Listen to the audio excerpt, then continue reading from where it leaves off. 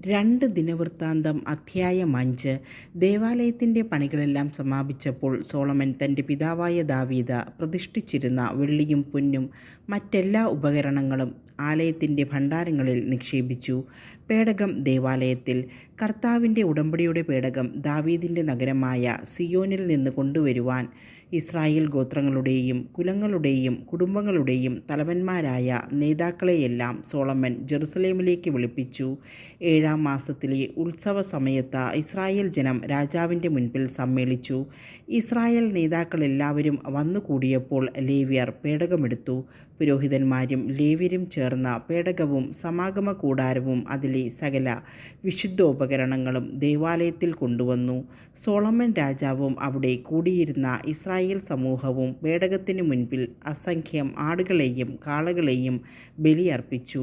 അതിനുശേഷം പുരോഹിതന്മാർ ഉടമ്പടിയുടെ പേടകം അതിൻ്റെ സ്ഥാനത്തേക്ക് കൊണ്ടുപോയി ആലയത്തിൻ്റെ അന്തർമന്ദിരത്തിൽ അതിവിശുദ്ധ സ്ഥലത്ത് കെരൂബുകളുടെ ചിറകിൻ കീഴിൽ പ്രതിഷ്ഠിച്ചു.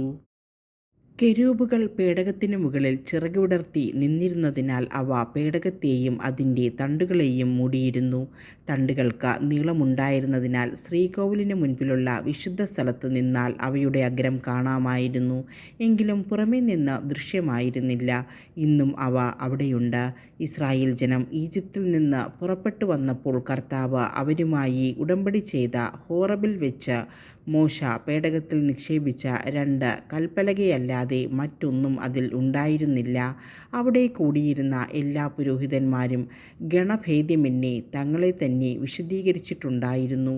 പുരോഹിതന്മാർ വിശുദ്ധ സ്ഥലത്തു നിന്ന് പുറത്തു വന്നപ്പോൾ ആസാഫ്, ഹേമാൻ, യദൂഥൂൻ എന്നിവരും അവരുടെ പുത്രന്മാരും ബന്ധുക്കളുമായി സംഗീതജ്ഞരായ ലേവ്യരൊക്കെയും ചണവസ്ത്രം ധരിച്ച കൈത്താളങ്ങളും വീണകളും കിന്നരങ്ങളും പിടിച്ച ബലിപീഠത്തിന് കിഴക്കുവശത്ത് കാഹളമൂതിക്കൊണ്ടിരുന്ന 120 പുരോഹിതന്മാരോട് ചേർന്ന് നിന്നു.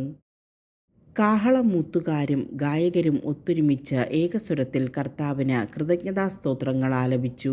കാഹളം, കൈത്താളം, മറ്റ് സംഗീതോപകരണങ്ങൾ എന്നിവയുടെ അകമ്പടിയോടുകൂടി അവർ കർത്താവിനെ സ്തുതിച്ചു പാടി.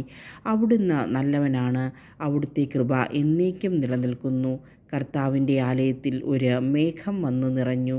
ദേവാലയത്തിൽ കർത്താവിൻ്റെ തേജസ്സ് നിറഞ്ഞു നിന്നതിനാൽ പുരോഹിതന്മാർക്ക് അവിടെ നിന്ന് ശുശ്രൂഷ തുടരുവാൻ സാധിച്ചില്ല.